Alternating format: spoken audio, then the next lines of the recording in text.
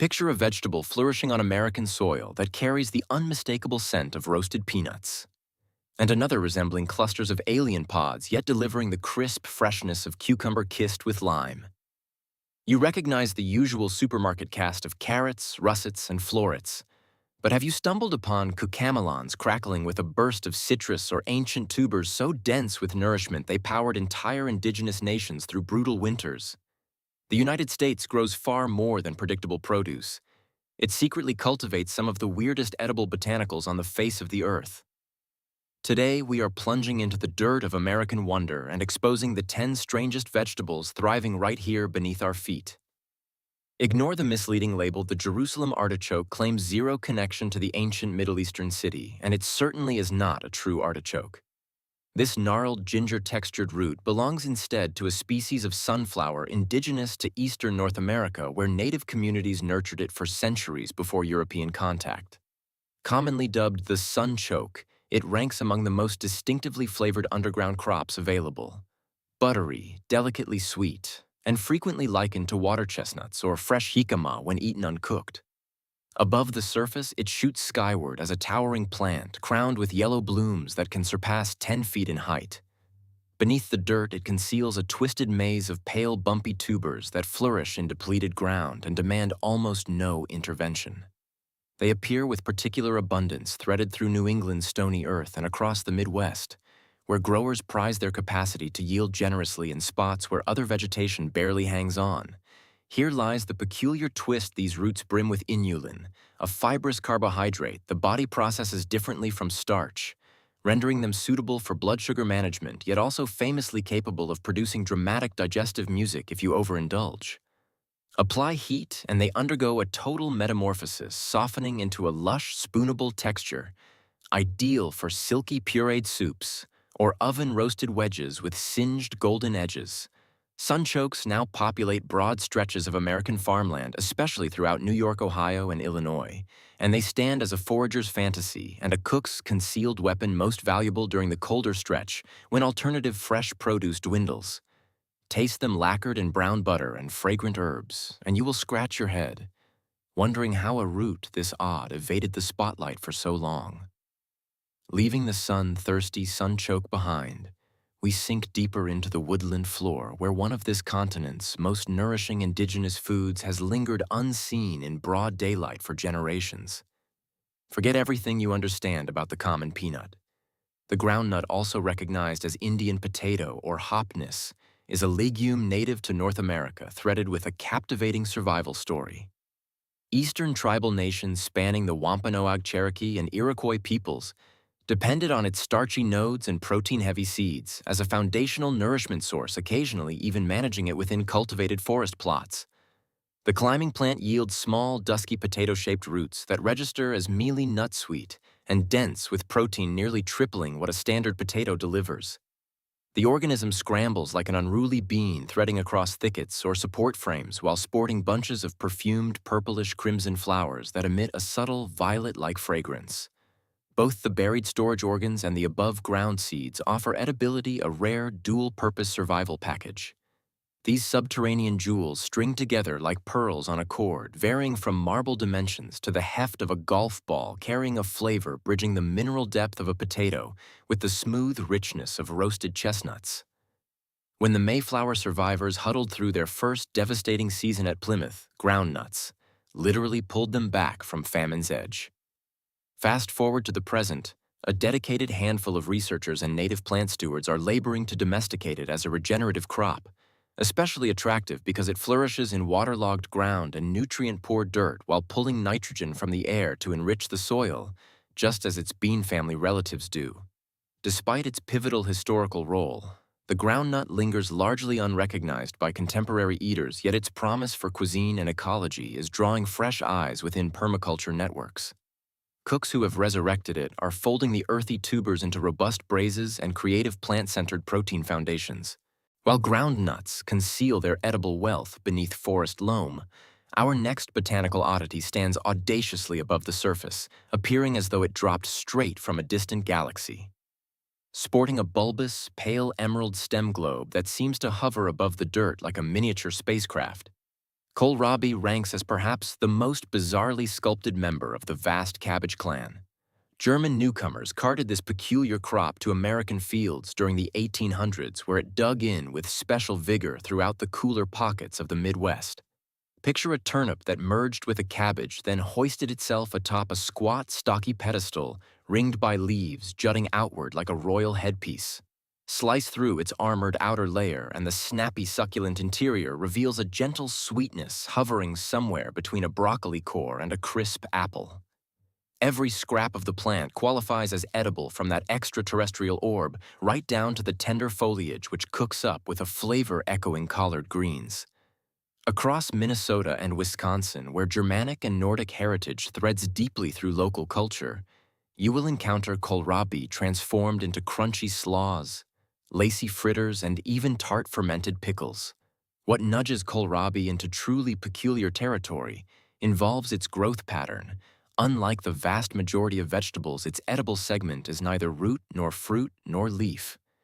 Its edible section is an engorged section of stem that balloons just clear of the soil line. Offered in both jade and vivid violet hues, it crafts an unearthly visual rhythm across garden beds.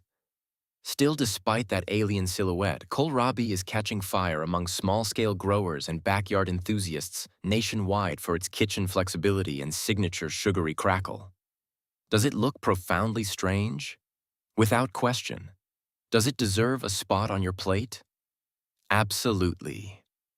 As peculiar as kohlrabi appears, the next vegetable might deliver even more visual drama, with elegant bends and painted streaks that seem destined for an art gallery rather than the dinner table.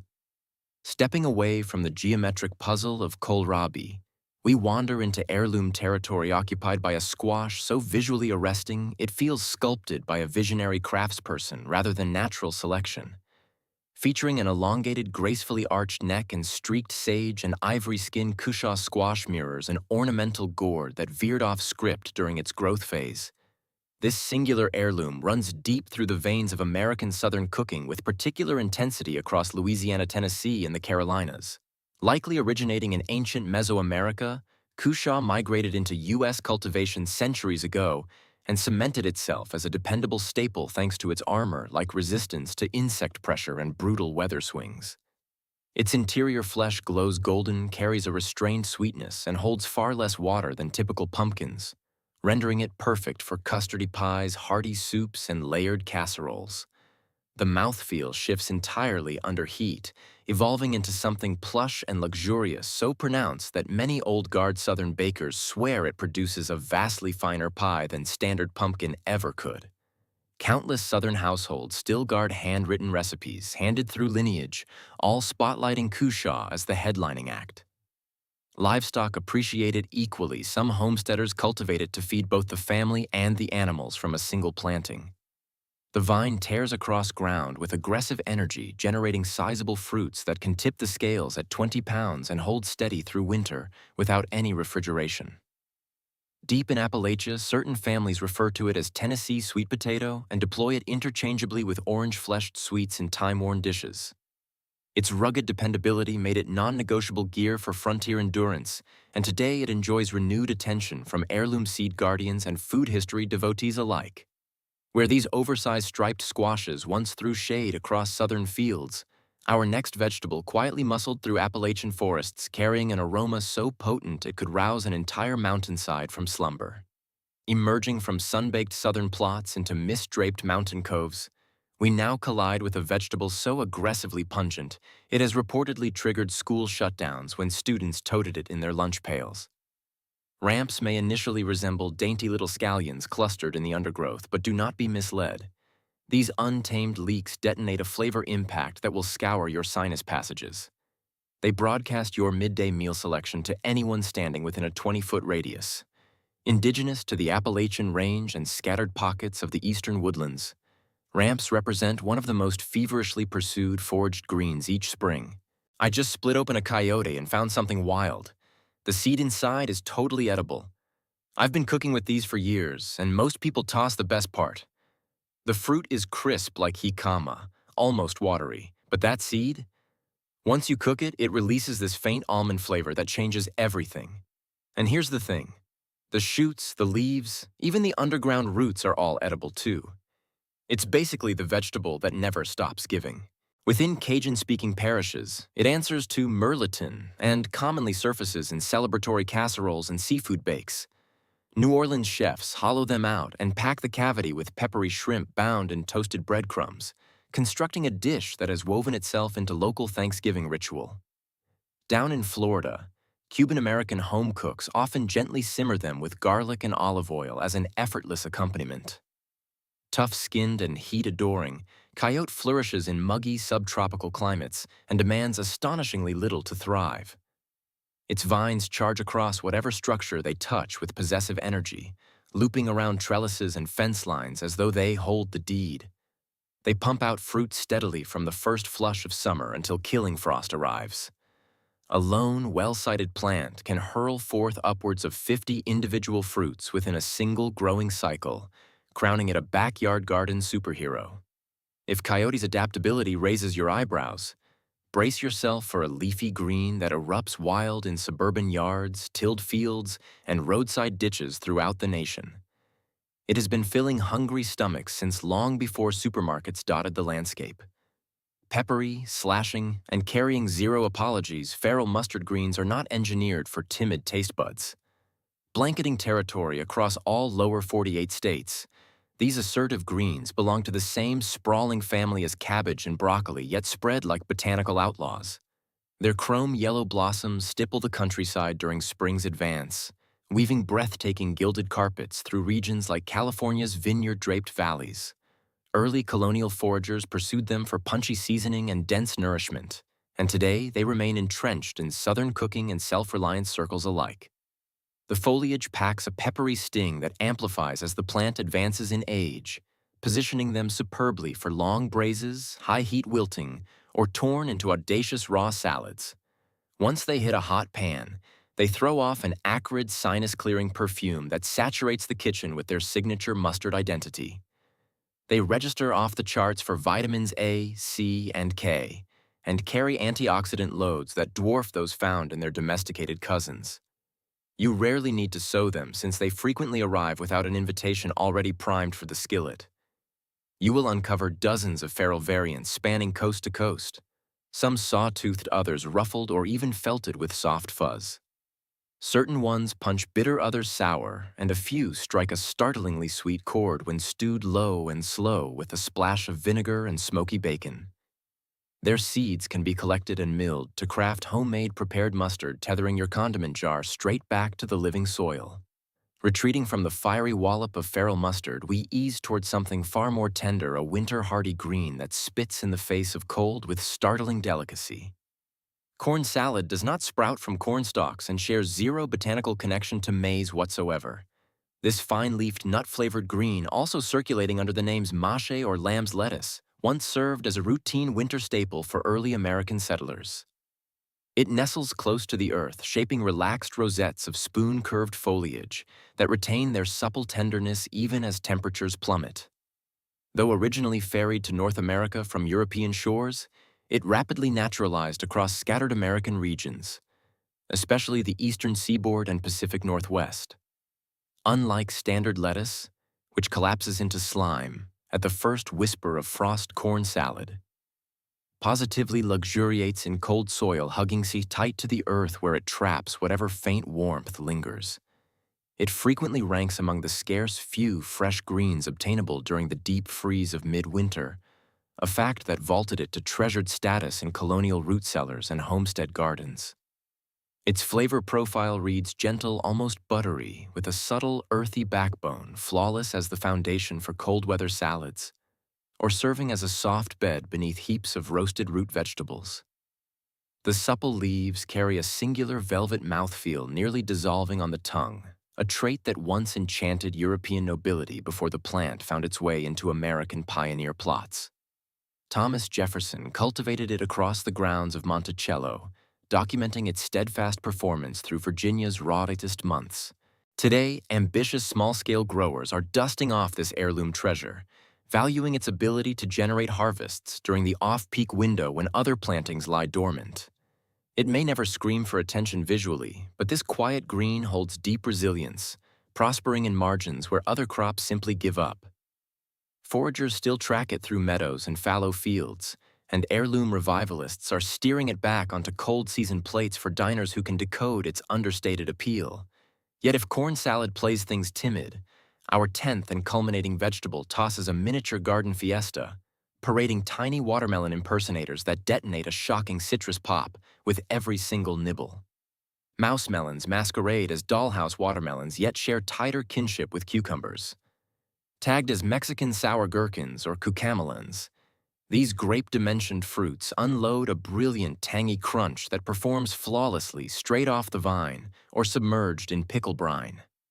Sink your teeth into one, and you will meet the cooling wash of cucumber laced with a lemony sucker punch that stuns first-time tasters. Originating in Central American terrain, mouse melons have been warmly adopted by American gardeners clustered in sun-scorched zones like Texas, the Florida Peninsula, and coastal California. Their vines rocket up any vertical framework, churning out dozens, frequently ballooning into hundreds, of diminutive striped fruits across a single growing year. They exhibit powerful resistance to common pests, shrug off dry spells without complaint, and pack neatly into tiny garden footprints or urban balcony setups. As a bonus, they function as instant conversation ignition at any farmer's stand or picnic spread. While they remain a rare sight in conventional grocery aisles, mouse melons are surging in recognition powered by pure novelty, concentrated flavor, and near-effortless cultivation. Creative cooks chop them into zesty salsas, scatter them across grain bowls, or muddle them into summer sippers for a bright, acidic punch. The plants also mingle productively alongside companion crops, pulling in pollinators and helping deflect certain garden pests through their vigorous presence. Whether flung into sun-drenched salads, pierced onto a cocktail skewer, or simply jarred into sour, crunchy pickles, these mouse melons inject equal measures of flavor and whimsy onto any table. They furnish the ideal final note to our cross-country ramble through the nation's strangest vegetables, miniature in physical scale, yet massive in character and taste. So from gnarled, nutty roots concealing hidden flavors, to tiny striped fruits mimicking watermelons, the truly peculiar vegetables of this land remind us that staggering diversity awaits just beyond the fluorescent glow of the standard grocery aisle. Which of these oddities completely scrambled your assumptions? Have you sampled any yourself, or perhaps nudged them into your own garden rows? Drop a line in the comments. We genuinely hunger to hear your field reports. If this deep-digging journey through our strangest edible flora sparked something, please tap like, subscribe to my channel, and pass this along to fellow flavor explorers hungry for the unexpected.